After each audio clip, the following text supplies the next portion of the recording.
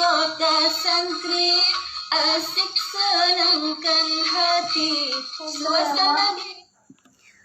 Assalamualaikum warahmatullahi wabarakatuh.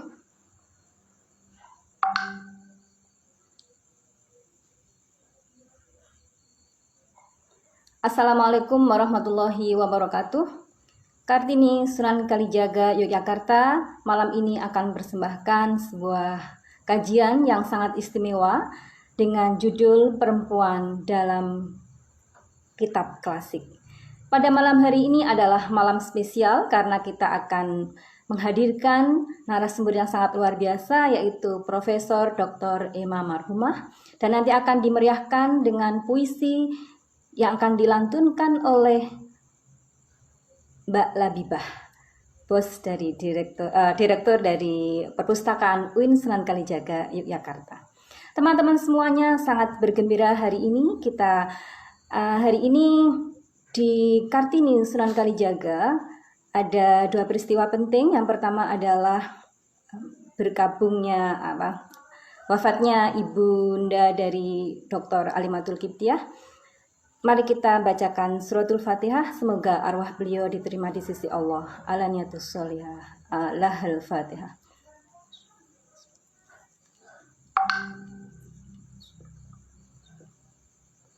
Ghairil maghdubi alaihim waladdallin. Yang kedua, ini juga persembahan untuk Ibu Fatma Amelia yang hari ini ulang tahun. Selamat berulang tahun Bu Fatma Amelia. Mudah-mudahan asa yang belum terwujud bisa terwujud tahun ini juga. Mudah-mudahan berkah, keluarga juga sakinah, mawaddah, warahmah. Teman-teman, kita akan menghadirkan Dr. Saya bacakan dulu sambil mengundang beliau. Saya bacakan daftar riwayat hidup beliau. Beliau adalah Profesor Dr. Hajah Emma Marhumah yang lahir di Bangkalan tanggal 12 Maret 1962. Lulusan dari pesantren Miftahul Ulum Sidogiri, keren sekali ya. Kemudian meneruskan di Madrasah Sanawiyah dan MA di Cukir Tebuireng, lalu di Fakultas Tarbiyah IAIN Sunan Kalijaga, dan yang ketiga S3 di UIN Sunan Kalijaga. Beliau juga mantan Ketua PMII Yogyakarta, kemudian mantan Ketua Fatayat DIY, wah keren sekali. Kemudian pernah juga menjadi Wakil Ketua BKAW dan segenap sederetan jabatan yang sangat luar biasa. Saya bacanya sangat merindu ini ya. Baiklah, beliau akan membawakan tema yang sangat menarik, yaitu perempuan dalam kajian kitab klasik. Kita semua akan penasaran apa sih isinya. Monggo Bu Emma langsung saja. Suaranya ada ya? Ada. Ya. Assalamualaikum warahmatullahi wabarakatuh.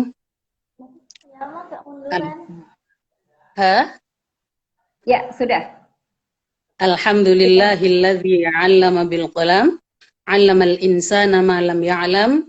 Wassalatu wassalamu ala sayyidina Muhammadin khairil anam wa ala alihi wa ashabihi wa dzurriyyatihi ajma'in, amma ba'du. Yang saya banggakan Ibu moderator Bu Nurul Saadah, warga Instagramiyah ya ini, rahimakumullah. Instagramiyah, rahimakumullah. Alhamdulillah saya merasa senang sekali bisa bergabung di sini, dan ini sudah merupakan putaran ketiga ya. Putaran ketiga dari rangkaian Kartini mengaji. Alhamdulillah tadi sudah dibacakan Al-Fatihah. Kita merasa senang karena pada tema kali ini kita akan membicarakan tentang perempuan dalam kitab kuning. Ya, tema yang sangat menarik sekali. Kalau kita berbicara tentang kitab kuning, itu adalah kitab yang ya sebetulnya kutubus sofro. Kenapa dikatakan kitab kuning? Ya karena memang warnanya kuning ya. Warnanya kuning, kemudian biasa dibicarakan di pesantren, dan kitab kuning itu menjelaskan hal-hal yang sebetulnya menjelaskan tentang Al-Quran dan hadis, kemudian diturunkan menjadi penjelasan-penjelasan yang diberikan oleh para ulama,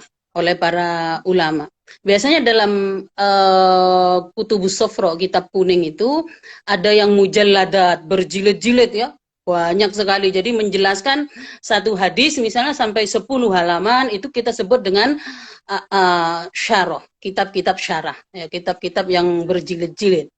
Nah, kitab-kitab yang tipis juga ada yang kita sebut dengan muhtasor, ya, kitab-kitab yang tipis-tipis biasanya dibicarakan 1 semester, setengah semester, gitu di pesantren itu.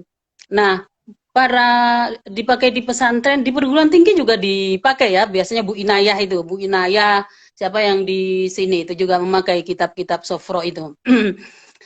Di Indonesia banyak pengarang-pengarang kitab kuning yang memang kemampuan beliau dalam membaca kitab kuning dan belajar dari negara di Mekah gitu ya, seperti An-Nawawi Al-Bantani, kita kenal bukunya, kitabnya Uqudul Lijan fi Huquqiz Zawjain, itu sangat terkenal sekali ini.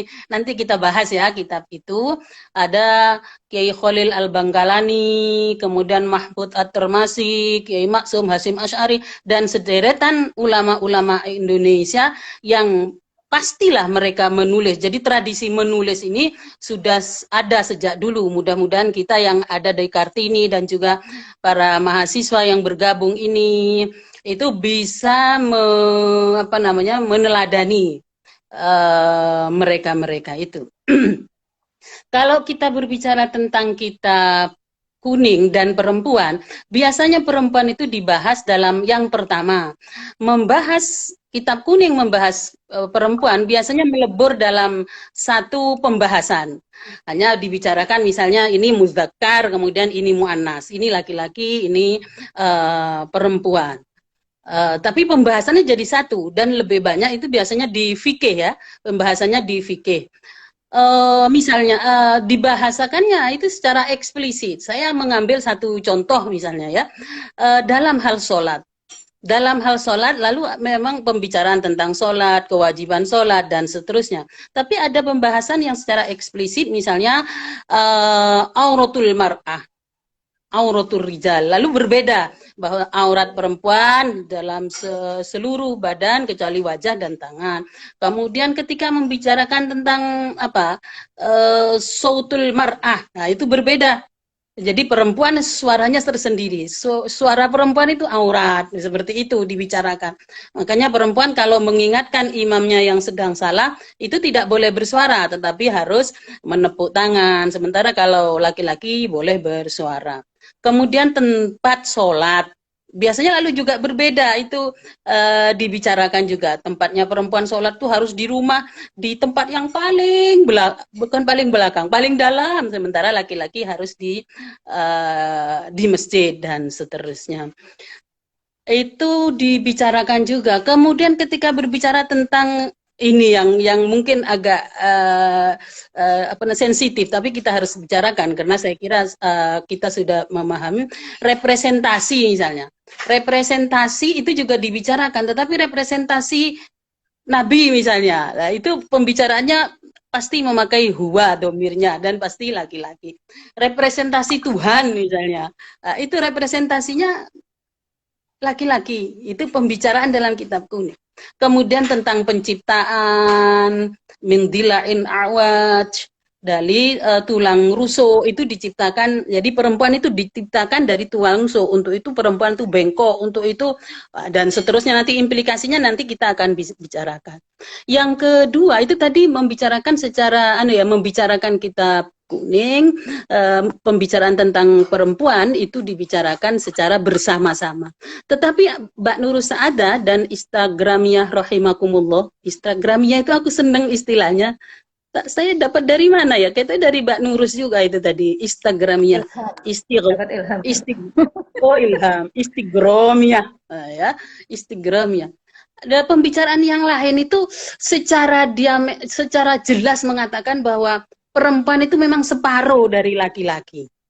Kalau tadi masih anu ya, nah, sekarang ya masih dibicarakan secara sama. Sekarang separuh laki-laki. Banyak sekali pembicaraan dalam kitab kuning itu dibicarakan bahwa pasti separuh. Kita coba beberapa contoh tentang akikoh, ya dua, yang perempuan satu. Tentang syahadah misalnya. Tentang syahadah itu juga saksi ya. Itu perempuan itu saksinya harus dua, tapi laki-laki sebagai saksi satu. Masalah waris, masalah nikah dan seterusnya, itu pembicaraannya itu menjadi hanya pembicaraannya kalau perempuan itu separuh, kalau laki-laki satu. Maka perempuan memang pembicaraan di dalam kitab-kitab fikih itu memang perempuan sebagai objek, ya, sebagai objek misalnya dinikahi, yo rain tok wong wedok kok menikahi ya. Nah, itu jangan emosi dulu ya. Nanti kita bicarakan kenapa bisa saja seperti itu gitu ya. Kemudian jika harus dilihat jika ada hal-hal yang terkait dengan masalah penyakit-penyakit, terutama penyakit vagina dan seterusnya, itu ada pembicaraannya. Kalau perempuan, kalau bahasa sekarang kira-kira punya tumor, mandul dan seterusnya, itu bisa ditalak. Sementara laki-laki tidak. Itu karena perempuan sebagai objek itu. Kemudian tidak memiliki tidak memiliki hak tolak, yang ada hak rujuk. Nanti kita bicarakan secara tersendiri itu oleh Ibu Eis ya. Tidak menikmati seks, yang menikmati adalah laki-laki. Pembicaraannya seperti itu. Harus izin kalau keluar rumah. Jadi memang lalu perempuan, kalau dalam istilah studi feminis sekarang, lalu dibahasakan sebagai makhluk domestik, sementara laki-laki adalah makhluk publik. Jadi pembicaraan tentang perempuan dalam kitab kuning itu tidak ada pembicaraan tentang manusia publik itu. Karena menjadi manusia domestik. Ada lagi pembicaraan, tetapi jangan khawatir dulu ya. Ada juga pembicaraan perempuan itu lebih tinggi derajatnya di atas laki-laki. Nah, pembicaraan dalam kitab kuning seperti apa ketika perempuan itu lebih tinggi di atas laki-laki? Biasanya, Mbak Nurus, itu membicarakan tentang akhlak. Membicarakan tentang akhlak, terutama aspek-aspek moral gitu ya. Biasanya misalnya ridullah fi ridul walidain. Ketika membicarakan tentang al walidain, kemudian karena perempuan itu wahnan ala wahnin wa fisaluhu fi amain dan seterusnya, lalu pembicaraan bahwa perempuan lebih tinggi derajatnya dari laki-laki. Tetapi ada anekdot. Tapi ini ketika pembicaraan lebih tinggi dari laki-laki itu pada aspek metafor, bukan pada aspek aplikatif seperti halnya fikih tadi itu ya. Ketika persoalan perkawinan, persoalan persaksian dan seterusnya. Yang keempat, Mbak Nurus dan warga Instagramnya, itu biasanya pembicaraannya perempuan sejajar dengan laki-laki. Biasanya itu terkait dengan masalah spiritualitas. Itu biasanya disejajarkan. Jadi intinya ketidaksejajaran itu lebih banyak kepada hal-hal yang terkait dengan masalah keseharian, kemudian amalia. Sementara hal-hal yang tinggi itu sebetulnya sejajar dengan laki-laki. Ketika dipandang dari segi spiritualitas, misalnya dengan berlandaskan kepada firman Allah, man amila sholihan min dzakarin aw unsa dan seterusnya, itu kemudian inna akramakum indallahi atqakum. Hal-hal yang spiritualitas seperti itu sejajar dengan laki-laki. Tetapi sekali lagi dua yang terakhir tadi itu hanya bukan pada aspek implementatif, tetapi pada aspek filosofis. Sebetulnya itu sangat tinggi, makanya dari itu kita kuatkan nomor 3 dan nomor 4 itu. Nah, saya akan memberikan satu contoh aja Mbak Nurus. yang paling banyak dibicarakan tentang perempuan itu dalam kitab, saya ambil kitabnya Qurratul Uyun saja ya. Qurratul Uyun, bukan karena namanya itu ketua PTIPD itu Mbak Uyun itu ya. Jadi Qurratul Uyun itu kitab yang biasa dibicarakan di pesantren, habis hatam, hatam lagi. Biasanya bulan puasa itu sampai 2 kali, 3 kali orang ingin hatam itu. Membicarakan tentang masalah, iya, membicarakan tentang perkawinan.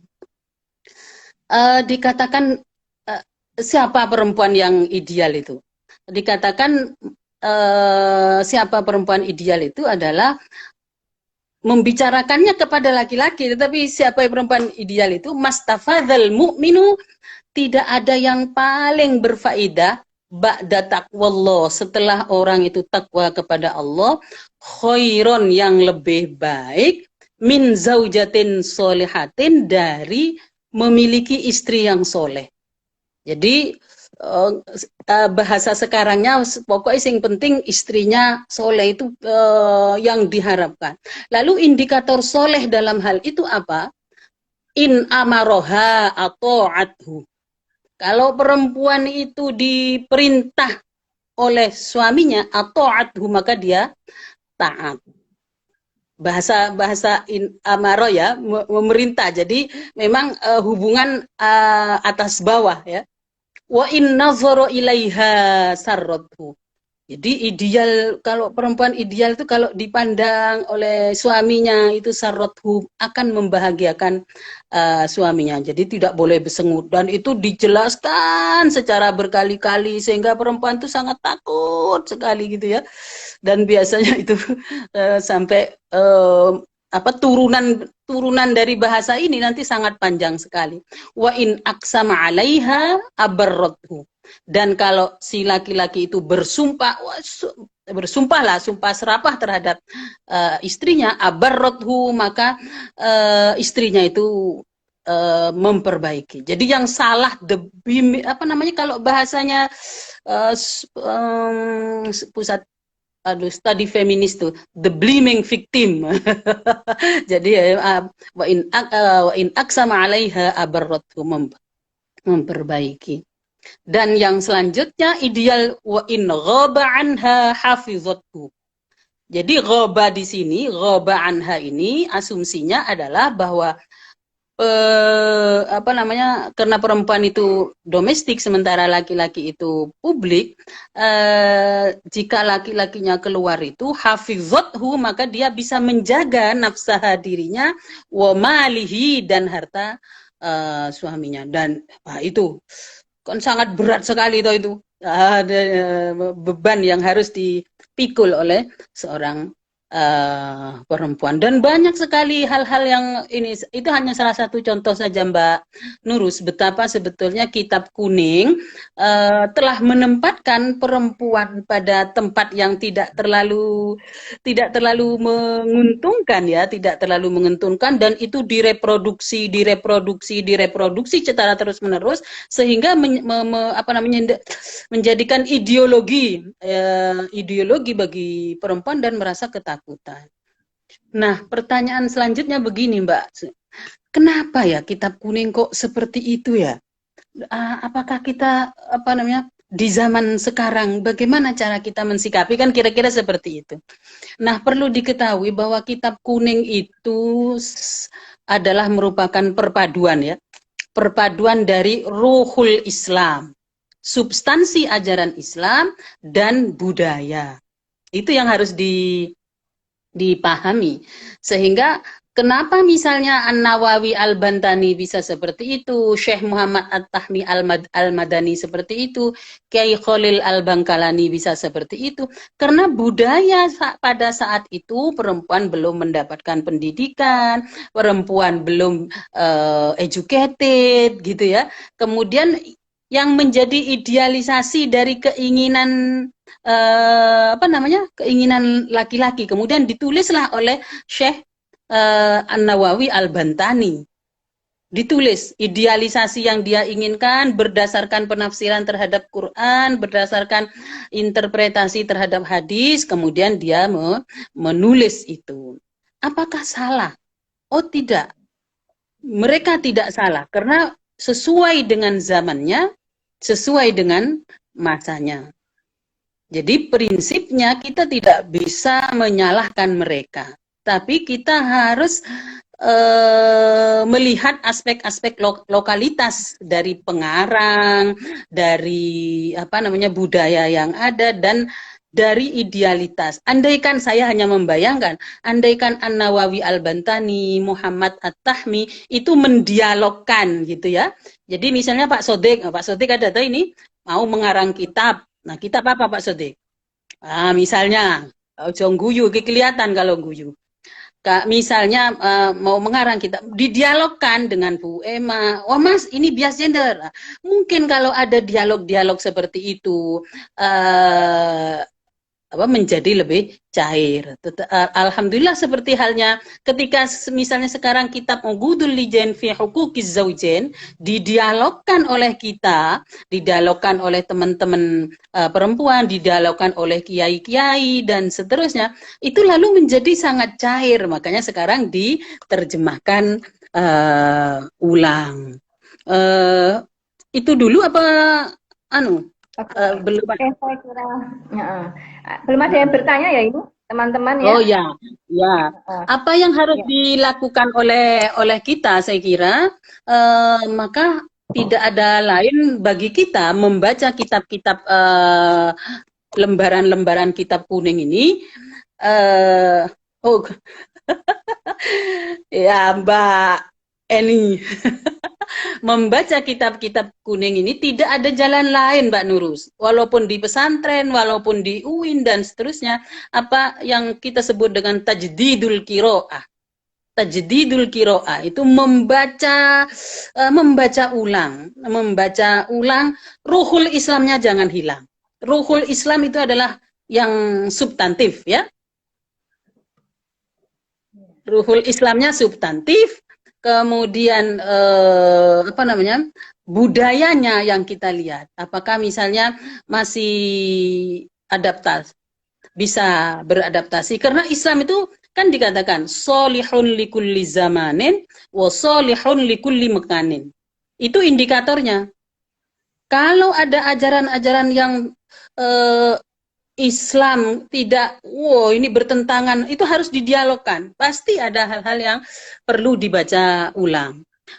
Dibaca setting sosialnya seperti apa, ya menambahkan perspektif kita. Dulu perspektif kita itu hanya cukup di tafsir, atau di lingkaran pertama itu. Lingkaran pertama kalau kita melihat tentang keilmuan YIN itu, di lingkaran pertama. Nah, sekarang harus ditambahkan, misalnya perspektif antropologi, perspektif sosiologi, karena sangat berguna. Misalnya untuk la yufliha, ada sebuah hadis mengatakan la yufliha qaumun walau amrohum imro'atan, tentang kepemimpinan. Ketika itu dibaca secara jernih, dibaca secara antropologis, dibaca secara sosiologis, terlebih dibaca dengan kesetaraan, itu luar biasa. Justru kita mengatakan bahwa kekenyalan dari ajaran Nabi itu ada. Oke. Kemudian sudah ada dua penanya yang perlu kita respon ya. Yang pertama dari Ibu Vita Fitria. Ada nggak perempuan yang menulis kitab kuning? Itu pertanyaan dari Ibu Vita. Kemudian yang kedua dari Ibu Inayah Rahmaniah ini. Tahapan dan syarat apa untuk membaca ulang agar ini repositioning perempuan yang tadinya objek menjadi subjek? Oke. Itu dua. Ya, terima kasih. Yang pertama dari Mbak Ita. Terima kasih Mbak Ita. Kalau yang ditanyakan itu apakah ada perempuan yang mengarang kitab kuning, banyak penelitian. Salah satu buku yang monumental di sini itu buku yang ditulis oleh Martin, ya, karena dia meneliti tentang Toriko, meneliti tentang pesantren sejak lama sebelum kita ada kesadaran untuk meneliti itu. Dia mengatakan bahwa sebetulnya banyak sekali. Bahkan ada salah satu yang di Sumatera itu menulis tetapi karena budaya tidak menguntung dan kalau mengarang itu pasti laki-laki. Dia yang menulis dinamakan laki-laki. Astagfirullahaladzim. Kita kesadaran barunya seperti itu ya. Lupa namanya saya. Tapi itu seperti itu. Artinya bahwa sebetulnya itu sudah banyak sekali. Selain memang kita harus menyadari bahwa kalau dalam studi feminis ada yang disebut dengan apa namanya itu kekuasaan ya, kekuasaan.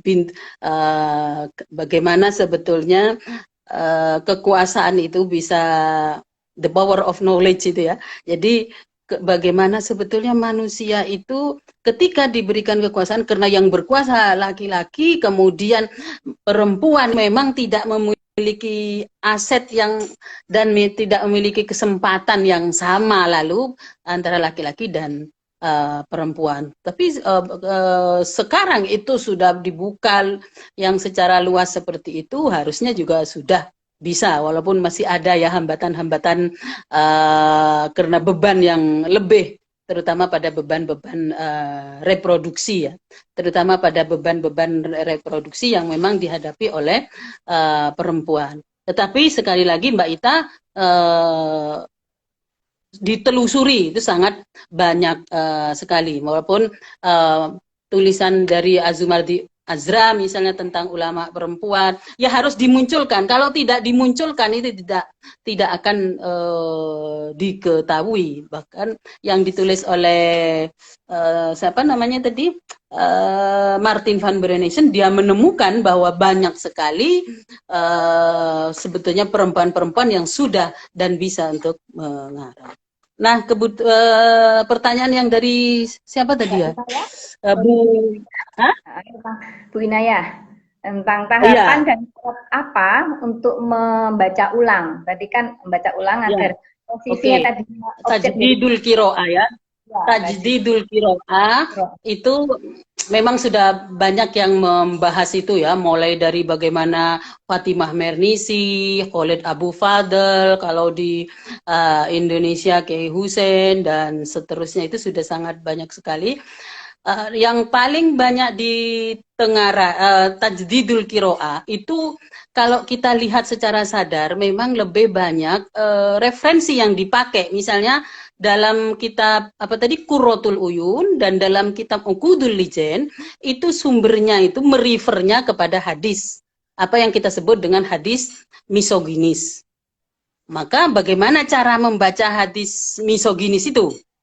Itu yang lebih utama dulu. Maka gerakan-gerakan untuk membaca hadis-hadis yang misoginis dengan merebut wacana itu harus dilakukan. Misalnya kita memahami bahwa kalau ada hadis-hadis yang seakan hadis bahwa kalau kamu sholat di depannya ada perempuan, ada anjing, ada hadis-hadis yang seperti itu harus dilihat secara lebih detail. Yang harus dipahami oleh kita pertama adalah bahwa Nabi tidak mungkin berbicara dengan mendiskreditkan perempuan. Kalau itu mendiskreditkan perempuan, itu pasti harus dicari tentang latar belakangnya. Jadi penting asbabul wurud, membaca terlebih dahulu ya, asbabun nuzul. Kemudian selain asbabul wurud, sangat penting untuk melakukan tahrijul hadis. Dulu ketika kitab kuning awal-awal dibaca, ditulis, itu memakai pendekatan hanya pada naqdus sanad. Ada apa yang disebut dengan naqdus sanad. Jadi hanya meneliti siapa yang meriwayatkan. Abu Hurairah. Oh, kulluhum udul, kulluhum udul, kulluhum udul. Sudah selesai. Nah, kesadaran baru tajdidul qiraah itu harus disandingkan antara naqdus sanad wa naqdul matan. Jadi mengkritisi sanad, transmitornya hadis itu, dan juga mengkritisi kontennya. Terhadap kitab-kitab kuning juga seperti itu. Tidak karena misalnya yang menulis Al-Bantani lalu kita ya sudah benar harus dilaksanakan, tidak. Memakai naqdus sanad wa naqdul matan kalau dalam studi hadis ini. Jadi harus melakukan itu. Kemudian yang selanjutnya itu harus memakai standar tadi saya sudah mengatakan pendekatan sosiologi, pendekatan antropologi, jangan sampai hilang. Dan yang paling penting bagi kita adalah untuk melihat hadis-hadis misoginis ini adalah perspektif gender. Karena perspektif gender itu menjadikan orang itu lebih sensitif melihat segala sesuatu itu. Tidak ada apa ini, kenapa dia berbicara seperti itu. Dan ya, saya kira itu Bu Ina untuk bisa tahapan-tahapannya itu. Jadi harus dilihat dulu secara lebih detail, naqdus sanad wa naqdul matan, tidak bertentangan, dan harus melihat zamannya. Zaman An-Nawawi Al-Bantani itu seperti apa, zaman yang ada pada masyarakat, ya karena itu yang kita baca juga banyak karya-karya Indonesia juga seperti itu. Dan saya kira itu yang bisa saya jawab Mbak Nurus untuk melihat hal-hal yang terkait dengan masalah bagaimana tajdidul qiraah al-mu'asirah. Tajdidul qiraah al-mu'asirah. Saya punya ininya yang diajarkan oleh para ulama bagaimana tajdidul. Kemudian yang selanjutnya itu maqasidus syariah. Jadi maqasidus syariah itu menjadi sangat penting untuk dijadikan sebagai sebuah alat dan cara membaca. Ya, cara membaca terhadap teks ya. Karena pada al-maqasidus syariah itu adalah masolihun nas, untuk kepentingan manusia. Kalau ada yang terdiskreditkan antara satu, itu bukan masolihun nas. Itu bukan al-adalah. Itu bertentangan dengan HAM, seperti yang diperjuangkan oleh Mbak Ruhaini, mencoba untuk mencari itu. Karena itu adalah maqasidus syariah, maqasidul Islam dan ruhul Islam, itu adalah al-hukukul al-insaniyah menjadi patokan utama.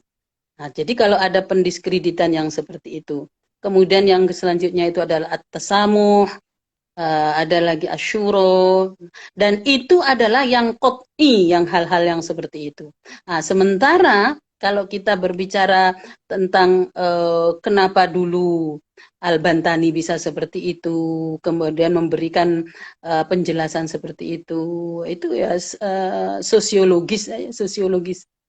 Jadi bukan teologis. Jadi yang teologis justru tadi itu yang pembicaraan tentang perempuan sama, itu ketika pembicaraan tentang teologis. Nah, sekarang kita harus mengangkat hal-hal yang teologis itu agar lebih implementatif dan memberikan ruh kepada al-ahwal, asy-syakhsiyah, kepada fikih, kepada akhlak, kepada model pendidikan, itu yang teologis ini. Jadi jangan sampai hilang.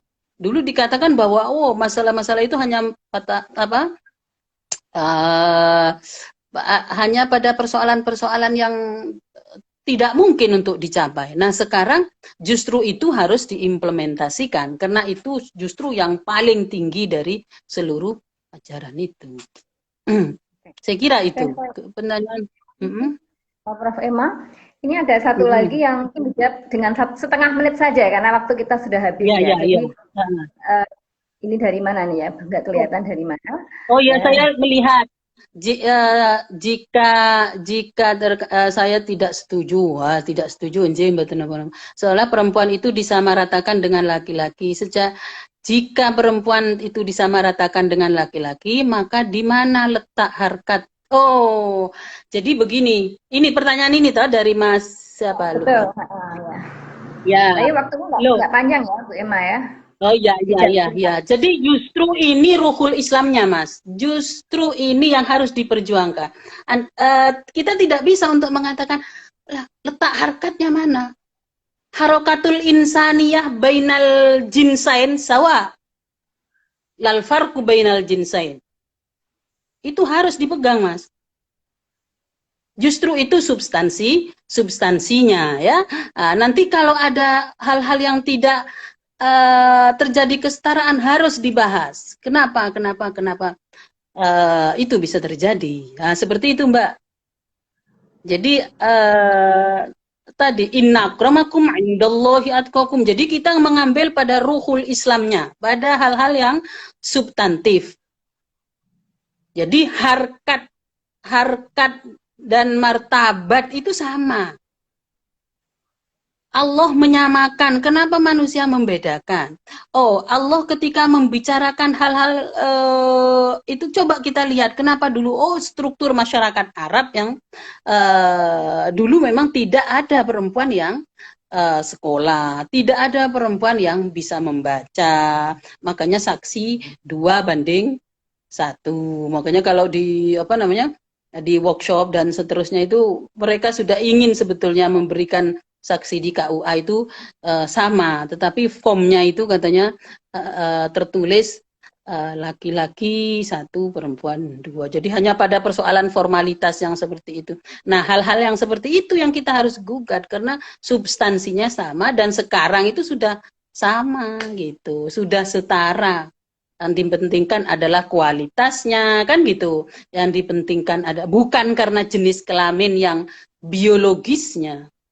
Jenis kelamin biologis itu adalah given yang diberikan yang tidak mungkin untuk apa mas namanya mas apa iki sing tanya yang tidak mungkin untuk dipindahkan karena itu sudah given. Saya kira itu Mbak Nur. Oke, untuk sesi Bu Emma sudah cukup waktunya sudah cukup ya? Oh iya, ya nanti kita diskusi lebih dalam. Ya mohon maaf dan terima kasih sekali. Nanti kita bisa diskusi di lain waktu, bisa lewat Instagramnya ini ya. Kita akhiri. Wabillahi taufiq wal hidayah. Wallahul muwaffiq ila aqwamit thoriq. Wassalamualaikum warahmatullahi wabarakatuh. Waalaikumsalam warahmatullahi wabarakatuh. Terima kasih banyak Prof. Emma. Kita berikan tepuk tangan yang meriah.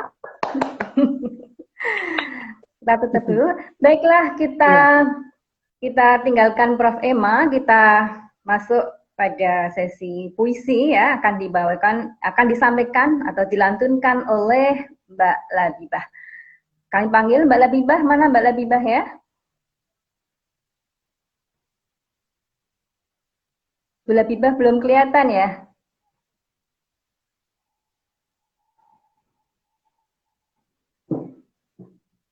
Halo, Bu Labibah mana ya?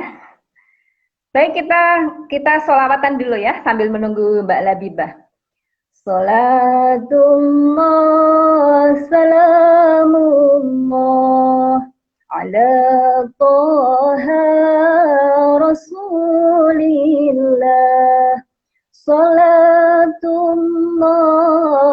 salamullah ala Yasin Habibillah.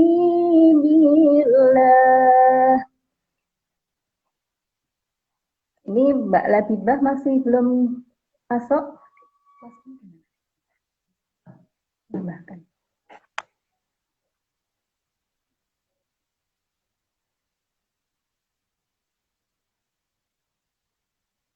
Tawassalna bismillah wajil hadi rasulillah. Tawassalna bismillah. Ayo lanjut dulu. Nuansa pesantren, jadi harus banyak selawatan ya. Baiklah teman-teman semuanya yang kami muliakan, kita ikuti lantunan puisi dari Mbak Labibah. Monggo. Ya. Terima kasih Bu Dr. Nurus, terima kasih kesempatan yang diberikan kepada saya sehingga saya bisa bergabung dengan dialog yang sangat ramai sekali, sangat asik sekali ya dengan Profesor Emma Marhumah tadi. Oke, saya akan membacakan puisi dari Kedung Dharma Romansa yang judulnya Hujan Oktober. Nah, ini padahal masih bulan apa ini? Masih bulan Mei ya, tetapi hujannya Oktober. Nanti kita akan buktikan kadang-kadang kita merasa di manakah keberadaan laki-laki. Begitu ya. Tapi kita akan coba. Oke. Hujan Oktober. Hujan memeluk kampungku. Anak-anak berlari memeluk hujan. Diseka air mukanya, matanya basah, bibirnya basah, hatiku basah. Melihat hari depan tumpah dari mataku. Zaman menggelinding ke desa-desa, bermukim di setiap lipstik remaja. Seorang ibu menciptakan gerimis di dalam penampungan doa. Sementara anak-anak membuang doa-doa di lubang tubuhnya. Hujan memeluk kampungku. Remaja-remaja memeluk kesedihan di ranjangnya. Padi gagal menguning, diserang hama laki-laki musim ketiga. Dari rumah, ku dengar ricak. Matahari hanyut dalam riak. Oktober jatuh dari mata para kekasih. Hujan menepi di hatiku. Ini Ibu Budi. Di mana Bapak Budi? Cikedung 2006. Terima kasih Bu Nur Saada. Luar biasa sekali, ya Allah. Terima kasih banyak. Ini sangat memeriahkan sesi malam hari ini dan menghangatkan situasi kita bersama ya. Semakin merekah cinta berkah untuk kita semuanya. Sekali lagi terima kasih Mbak Latifah dan terima kasih Ibu Profesor Dr. Emma Marhumah. Kita akhiri sesi ini dengan melantunkan bacaan sholawat kembali ya. Tawassalna bismillah wa bil hadi rasulillah wa kulli mujahidillah bi ahlil badri ya Allah. Oke semuanya, selamat malam semuanya, selamat Ramadan, beribadah Ramadan. Mudah-mudahan sempurna ibadahnya dan mudah-mudahan kita semua mendapatkan berkah di bulan suci ini. Sampai ketemu lagi di sesi berikutnya dengan sesi-sesi ngaji Kartini bersama Kartini dengan tema-tema yang lebih heboh lagi, dengan narasumber yang lebih heboh lagi. Banyak sekali yang sudah kita persiapkan ahli-ahlinya dan tema-tema yang sangat menarik. Mohon maaf semuanya. Assalamualaikum warahmatullahi wabarakatuh. Selesai dulu deh. Terus bisa ya. Ya biasanya gimana? Terus